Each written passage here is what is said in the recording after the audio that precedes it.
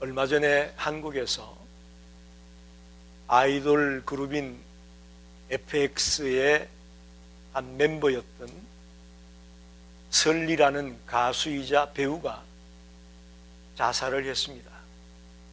25살이에요. 또 며칠 전에는 그룹 카라의 멤버였던 구하라라는 가수가 자살을 했습니다. 28살이에요. 그들이 자살하게 된 결정적인 이유가 뭐냐? 무자비한 악플로 인해서 견디지 못하고 스스로 목숨을 끊었다고 알려지고 있습니다. 우리 모두가 개인적으로 혹은 교회적으로 직접적인 경험을 하기도 하고 간접적으로 듣게도 되는 것 중에 하나가 인간관계로 인한 어려움입니다.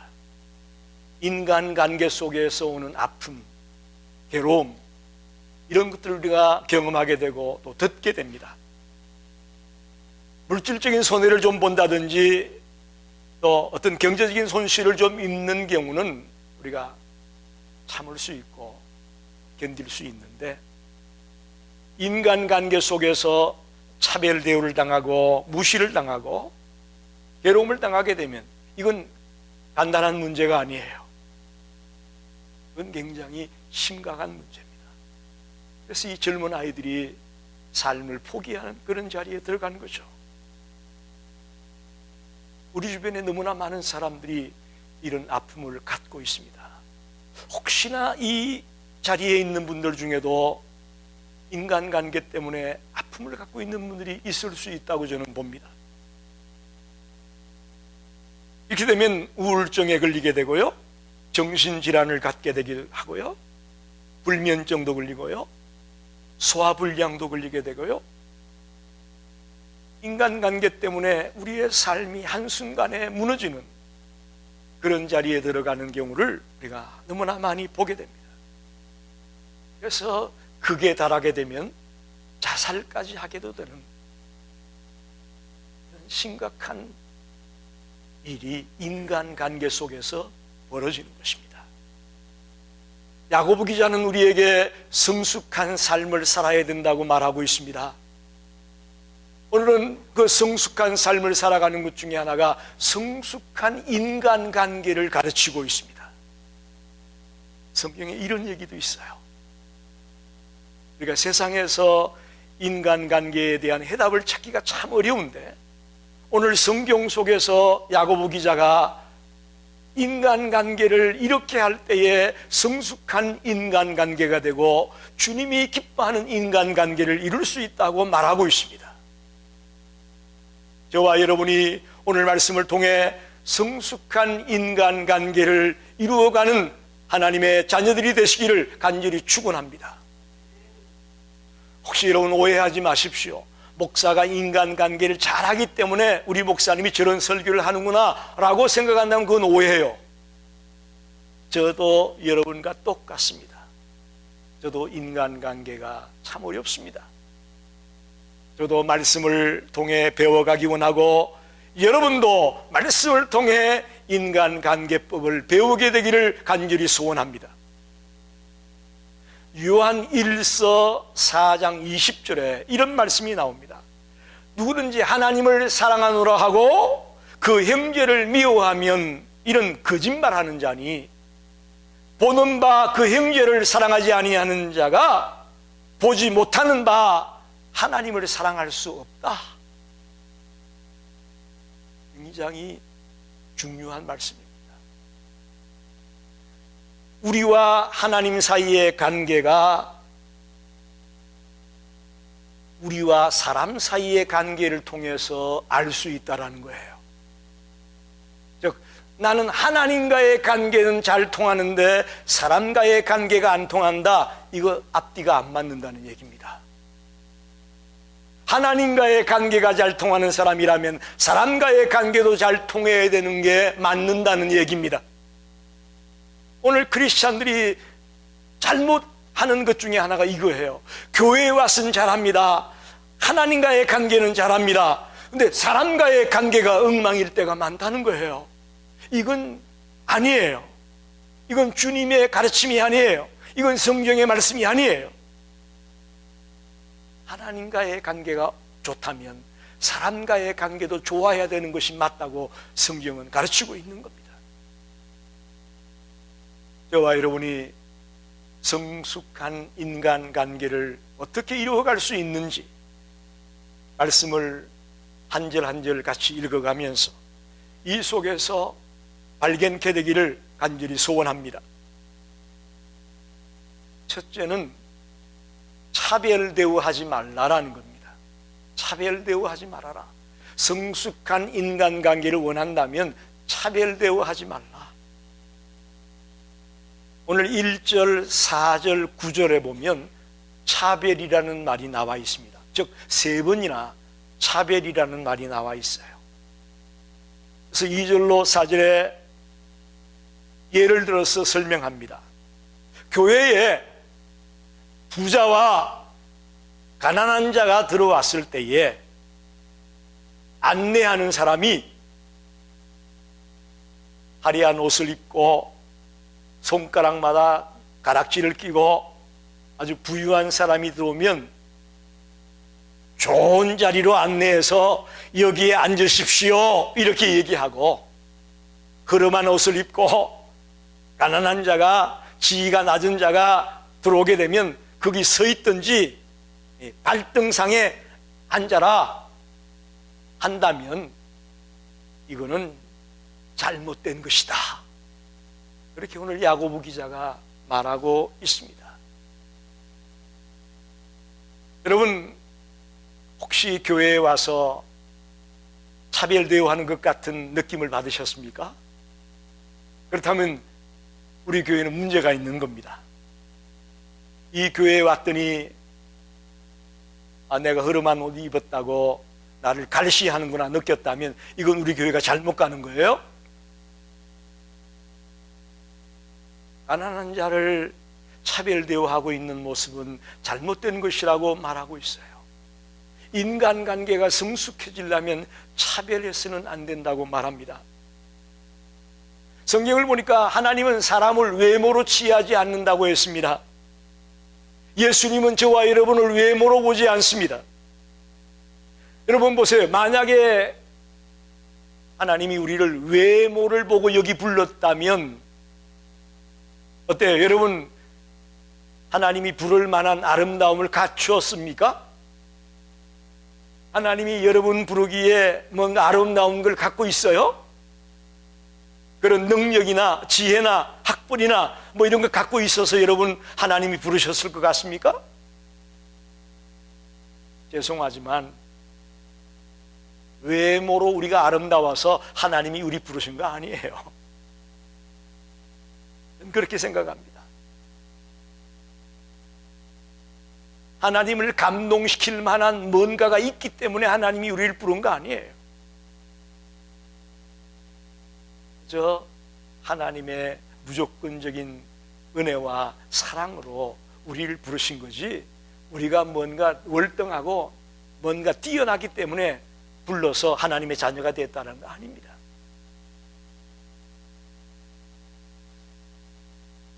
오늘 잠깐 아침에 시간이 있어가지고 6시 내 고향이라는 프로를 봤어요. 다 준비를 하고 어르신들 모시러 가야 되는데 시간이 좀 잠깐 남길래 집사람과 차를 한잔 마시면서 6시 내 교양을 보니까 시골에 사는 할머니인데 동생들 뒷바라지하고 집안 돌보느라고 공부를 못했어요. 학교를 못 갔어요. 할머니가 글을 몰라요. 그런데 얼마나 깔끔하게 하고 사시는지 몰라요. 할머니가 그렇게 깔끔하게 해놓고 사는 할머니를 본 적이 별로 없는데 아주 정리정돈도 잘해있고 너무너무 깔끔한 할머니예요. 이 레포터가 찾아가서 얘기하는 중에 그 할머니가 레포터에게 부탁을 하는 거예요. 내가 우리 아들에게 편지를 쓰고 싶은데 좀 도와달라고 하는 거예요. 할머니가 자식들 기르고 집안 돌보느라고 공부를 못해서 글을 몰랐지만 그 자식에게 뭔가 하고 싶은 얘기를 남기고 싶어서 레포터에게 대신 글을 써달라고 하는 거예요. 사랑하는 막내 아들아, 내가 너를 사랑한다. 너가 이렇게 쭉 편지를 불러주면 레포터가 그걸 써가지고 아들에게 주는 거예요. 우리는 어떻습니까? 아이고, 저 사람 한글도 모르네. 에이, 저 사람 가난하네. 저 사람 지위가 낮네. 그런 것 가지고 사람을 평가할 때가 얼마나 많습니까? 저는 오늘 그 할머니의 모습을 잠깐 보면서 아주 가슴이 메었어요. 정말 가슴이 따뜻하고 정말 사랑이 넘치는 그런 멋진 할머니구나. 그 할머니의 모습에 제가 감동했어요. 세상 사람이 보기에는, 겉으로 보기에는 초라합니다. 한글도 모릅니다. 내놓을 것이 없는지 모르겠습니다만은 저는 가장 고귀한 인격체고 가장 존경받아 마땅한 인격체로 그 할머니가 보여졌습니다. 우리가 얼마나 겉모습만 보고 사람을 평가하고 차별했느냐 말입니다. 우리는 그의 신분이나 직업이나 또 성별, 경제적인 능력이나 외적인 조건 따라서 사람을 이렇다 저렇다 말할 때가 많았습니다. 여러분과 저는 동일하게 하나님의 형상대로 지음받은 존재임을 믿으시기 바랍니다. 우리 모두가 다 하나님의 형상대로 지음받은 존재예요. 절대적인 존엄성을 다 한 사람 한 사람이 갖고 있다는 걸 우리가 인정해야 됩니다. 잘난 사람만, 똑똑한 사람만, 배운 사람만 존엄성을 갖고 있는 게 아니고 이 땅에 태어난 인격체라면 누구든지 다 존엄성을 갖고 있는 거예요.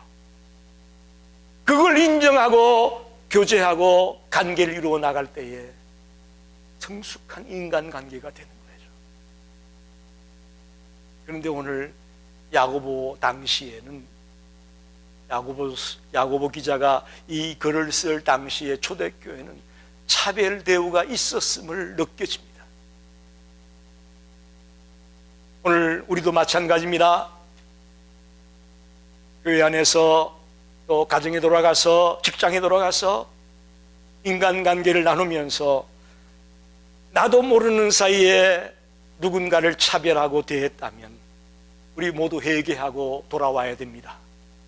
이제부터 그 한 인격체가 하나님의 형상대로 지음받은 절대적인 존엄을 가진 존재라는 것을 인정하고 그들과 교제하게 될 때에 성숙한 인간관계가 이루어질 수 있음을 믿습니다. 두 번째는 은혜로 인간을 대하라. 5절로 7절 말씀에 우리에게 가르치는 교훈은 은혜로 인간을 대하라, 그런 말입니다. 오늘 5절에 이런 말씀이 있습니다. 내 사랑하는 형제들아 들을지어다. 하나님이 세상에서 가난한 자를 택하사 믿음에 부유하게 하시고, 택하사 이런 말이 나오죠. 하나님이 저와 여러분을 이 하나님의 자녀로 삼은 것 하나님이 택하셨기 때문에 가능합니다. 예? 여러분 생각에 내가 내 힘으로 내가 결단해서 내 의지로 나온 것이다 라고 생각하는 분이 계실지 모르겠는데 그것 가지고는 힘들어요. 불가능합니다. 하나님의 택하심이 있을 때에 저와 여러분이 이 자리에 나올 수 있어요. 그런데 과연 하나님이 우리를 뭘 보고 택했느냐 말입니다. 조건 보고 택하지 않았다는 것이죠. 무조건적인 은혜로 우리를 선택했다 우리는 고백합니다. 그래서 은혜라는 고백을 하게 되는 거죠. 은혜로 하나님이 우리를 택해 준 거예요. 우리가 하나님의 택함을 받을 만한 어떤 조건이나 자격을 갖추었기 때문이 아니라 하나님의 무조건적인 은혜와 사랑 때문에 저와 여러분이 하나님의 자녀가 될 수 있었다는 거죠. 그래서 우리는 하나님이 우리를 대하는 것처럼 우리도 이웃을 대할 때에 은혜로 사람들을 대하자, 그렇게 가르치고 있습니다. 여러분, 하나님은 우리가 실패할 때도 옆에 있습니다. 우리가 좌절할 때도 옆에 있습니다. 우리가 괴로워할 때도 옆에 있습니다. 우리가 잘 나갈 때도 옆에 있습니다. 우리가 승승장구할 때도 옆에 있습니다. 우리의 일 하나하나 때문에 이랬다 저랬다 하는 그런 하나님이 아닙니다. 한결같이 동일하게 우리 곁에서 우리를 지켜보고 있고 우리와 함께 하시는 분이 하나님입니다. 그러니 우리가 이웃 사람들과 옆에 있는 사람들과 인간관계를 이루어 나갈 때에 주님이 우리를 대하는 거죠. 그렇게 은혜로 한결같은 모습으로 우리의 이웃들을 대할 수 있는 그런 인간관계가 우리에게 필요한 거죠. 어거스틴이 이런 말을 했습니다. 이상하다. 내가 하나님이라면 벌써 이 지구를 박살내었을 텐데 그랬어요. 성자 어거스틴이 한 말이에요. 그분이 얼마나 정말 귀한 삶을 살았던 분입니까? 그도 이런 고백을 했어요. 내가 만약 하나님이라면 벌써 이 지구를 박살냈을 텐데. 그렇잖아요. 우리가 하는 꼬라지를 보면 하나님이 벌써 끝냈어야 돼요. 꼬라지라고 해서 좀 죄송합니다만은 꼬라지예요, 사실은. 하나님이 우리 꼬라지를 봤다면 정말 벌써 옛날에 끝냈어야 되는 거예요.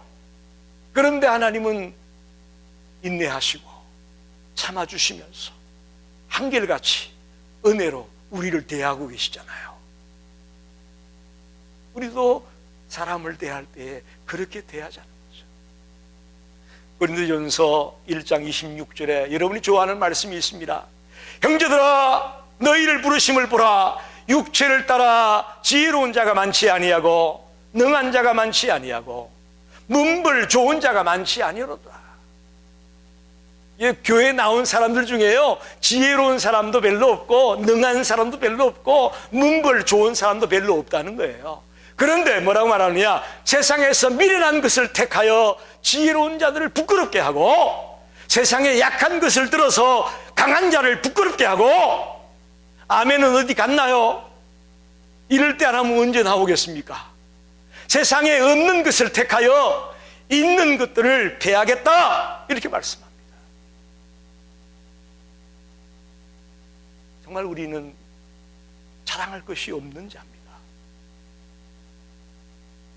또 만약에 우리가 문벌이 있어서 문벌 때문에 우리를 자녀 삼았다면요, 하나님 앞에 가서도 우리가 그걸 자랑할 거예요.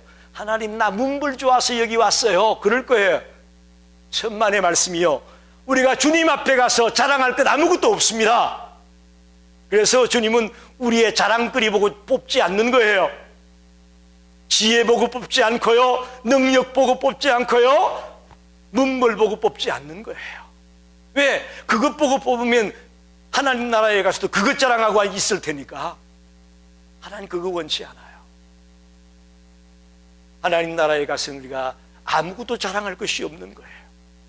아무것도 자랑할 것이 없어요. 오직 하나님의 은혜로 선택받았으니 하나님을 찬양하며 하나님께 감사하며 사는 것이 천국 생활이거든요. 그곳에 가서는 주님을 찬양하며 주님께 감사하면서만 사는 거예요. 그러니 저와 여러분 사람을 대할 때에 은혜로 사람들을 대하게 되시기를 바랍니다. 그러면 우리의 인간관계가 성숙한 자리에 나아갈 수 있다고 저는 믿습니다. 세 번째는 하나님의 말씀을 따라 인간을 대하라. 8절에 이렇게 말씀합니다. 너희가 만일 성경에 기록된 대로 내 이웃 사랑하기를 내 몸과 같이 하라 하신 최고의 법을 지키면 잘하는 것이거니와. 성경의 말씀이 뭐냐? 내 이웃을 내 몸같이 사랑하라. 이게 최고의 법이다. 그렇게 말씀합니다. 할렐루야. 여러분, 우리가 사랑하지 않으면 최고의 법을 어기는 거예요. 쉽게 말하면 죄라는 거예요. 우리는 살인한 것, 강도질한 것, 도둑질한 것, 이런 걸 죄라고 생각하지 사랑하지 않은 것은 죄라고 생각을 안 하잖아요? 아니에요. 주님은요, 내 이웃을 내 몸같이 사랑하지 않는 것이 죄라고 말하고 있어요. 기가 막힌 이야기예요. 다른 건 우리가 회개 잘하는데 옆에 사람 사랑하지 않은 건데 우리가 회개도 안 해요? 그것도 죄인데. 그러니 여러분, 성숙한 인간관계를 이루기 위해서는 하나님의 말씀을 따라 인간을 대해야 됩니다. 내 이웃을 내 몸같이 사랑하라. 참 힘들어요. 어렵습니다. 쉽지 않습니다. 그러나 우리는 주님의 말씀에 순종해서 내 이웃을 내 몸처럼 사랑하려고 하는 자가 되어야 됩니다.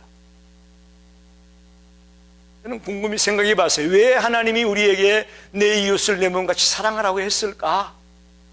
아까도 얘기했지만 그 사람도 하나님의 형상대로 지음받은 사람이기 때문에 그런 거예요. 나만 하나님의 형상대로 지음받은 자가 아니고 그도 하나님의 형상대로 지음받은 존재이기 때문에 그 사람도 내 몸처럼 사랑하며 살라고 말하는 거죠. 우리는 내 감정을 따라, 내 선입견을 따라 사람을 대할 때가 많습니다. 참 선입견이라는 게 무섭잖아요. 한번 그 사람에 대한 인식이 내 머리에 딱 박히게 되면 잘 안 바뀌어요. 그래서 오늘 당부합니다. 저와 여러분의 어떤 내 개인의 감정이나 선입견 가지고 인간관계를 해나가게 되면요, 인간관계가 성숙하지 못해요. 그러지 마시고 이제 그건 내려놓고 저 사람도 하나님의 형상대로 지음받은 귀한 존재라는 것을 인정하고 주님의 말씀에 순종하려고, 사랑하려고, 내 몸처럼 사랑하려고 그런 마음으로 접근하게 된다면 우리의 인간관계가 훨씬 더 은혜롭고 성숙한 자리에 나아갈 수 있음을 저는 믿습니다. 우리 한번 노력합시다. 노력합시다. 마지막으로 12절로 13절에 이런 말씀이 있어요. 너희는 자유의 율법대로 심판받을 자처럼 말도 하고 행하기도 하라. 긍휼을 행하지 아니하는 자에게는 긍휼 없는 심판이 있으리라. 긍휼은 심판을 이기고 자랑한다. 심판이라는 말이 3번이나 나와 있어요. 즉 마지막에 심판이 있음을 기억하고 인간관계를 하라는 거예요. 사람을 대할 때에 마지막에 심판이 있다는 걸 늘 생각하고 대하라는 거예요. 다시 말하면 내가 한마디 하는 이 말이, 내가 저 사람에게 한마디 하는 이 말이 마지막 때에 심판이 있을 것이다 라는 거예요. 내가 저 사람에게 하는 행동 하나가 마지막에 가면 심판이 있을 것이다 라는 걸 생각하라는 거예요. 그럼 우리가 함부로 말하지 못합니다. 함부로 말하지 못합니다.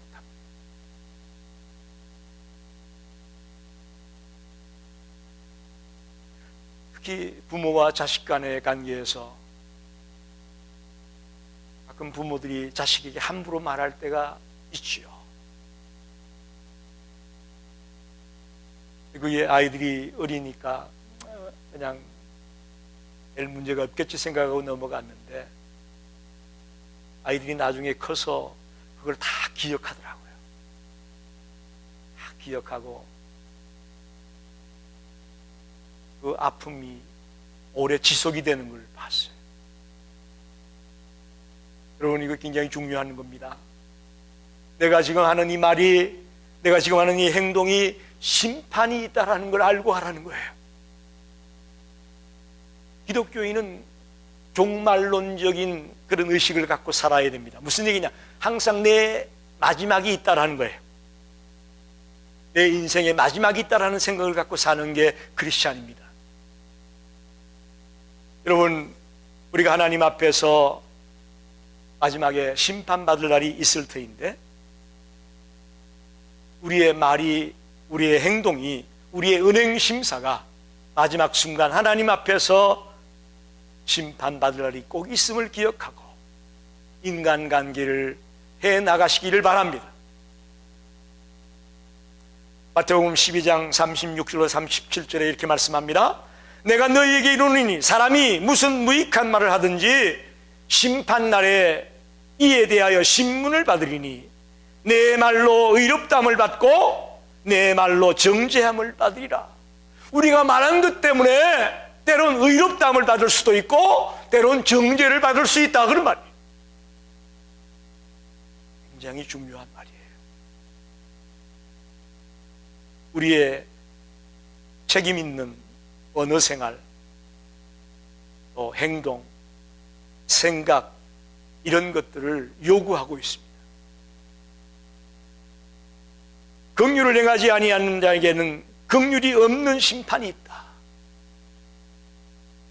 성경에 긍휼이라는 말이 참 많이 나옵니다. 여러분, 인간관계 속에서 긍휼을 많이 베풀기를 바랍니다. 할렐루야. 마태복음 5장 7절에 긍휼히 여기는 자는 복이 있나니 그들이 긍휼히 여김을 받을 것이다. 이웃들과의 인간관계 속에서 내가 긍휼을 베풀게 되면 나도 긍휼을 받게 되어 있어요. 할렐루야. 그러나 자꾸 뭔가 심판하듯이 따지듯이 그렇게 대하게 되면 나도 그렇게 돼요. 나도 그렇게 당하게 돼 있어요. 참 긍휼이라는 말을 여러분 오늘 꼭 기억했으면 좋겠어요. 요즘 오늘의 시대를 공감의 시대라고 말하는데 긍휼은 사람의 마음을 공감하는 거예요. 난 그렇게 생각해요. 부부간에도 부모 자식 간에도 또 내 옆에 있는 친구들과의 관계 속에서도 그들의 마음을 공감해 주는 것, 그게 긍휼이에요. 그럴 때 정말 성숙한 인간관계가 이루어지는 거죠. 여러분, 우리 주변에 아픔이 있는 분이 있습니다. 외로움을 당하고 방황하고 또 외롭고 참 삶을 포기하고 싶은 그런 자리에 들어가 있는 이웃들이 우리 주변에 얼마든지 있을 수 있습니다. 그들을 바라볼 때 우리가 긍휼의 마음으로 그들을 대하고 사랑해 줘야 되는데, 제가 설교 서론에 얘기한 것처럼 더 악플로 모욕을 주고 모함을 하고 있지도 않았던 일을 있었던 것처럼 막 부풀리고 하는 이런 것으로 말미암아 한 생명이 죽게 만드는 이 비극이 벌어진 거죠. 이 심판이 있거든요. 그런 행위를 한 자에게, 그런 행동을 한 자에게 주님은 마지막에 심판이 있을 것이라고 말하잖아요. 우리가 뭐 심판이 두려워서 인간관계를 내가 이렇게 하겠다, 그런 것이 아니고 정말 그런 마인드를 가지고 이웃들을 대하게 되고 사람들을 대하게 된다면 우리가 조심할 수 있다는 거죠. 함부로 하지 않을 수 있다는 거죠. 말씀을 정리합니다. 야고보서 2장 1절로 13절을 보면 그저 부자와 가난한 자 차별하지 말아라, 이렇게만 볼 수도 있을 거예요. 그러나 깊이 들어가 보면 그거 아니에요. 우리의 모든 인간관계를 원만하게 바르게 하라고 가르치는 거예요. 그걸 저는 성숙한 인간관계라고 말씀을 드렸어요. 오늘 본문의 얘기는 핵심은 성숙한 인간관계를 이루라는 거예요. 여러분 어떻습니까? 지금 여러분의 인간관계가 잘 되고 있나요? 저를 좀 보세요. 땅을 쳐다보지 마시고. 어때요? 여러분의 인간관계는 잘 되고 있나요? 부부간에 잘 되고 있나요? 부모 자식 간에 잘 되고 있습니까? 직장 동료들 간에 잘 되고 있어요? 또 교회 안에 성도들 간에 잘 되고 있습니까? 우리가 이것을 중요하게 여겨야 됩니다. 우리는 뭐 성경에 나오는 뭐 아브라함이 어떻고 다윗이 어떻고 이런 거는 너무 바삭하게 잘 알고 있어요. 정말 우리의 삶의 현장에서 필요한 이 인간관계의 문제를 우리 그리스도인이 잘 못해요. 조지 베일런트라는 사람이 행복의 조건이라는 책을 썼습니다. 이 책은 어떤 책이냐면 하버드 대학 출신의 졸업자인 268명을 72년 동안 추적 조사한 거예요.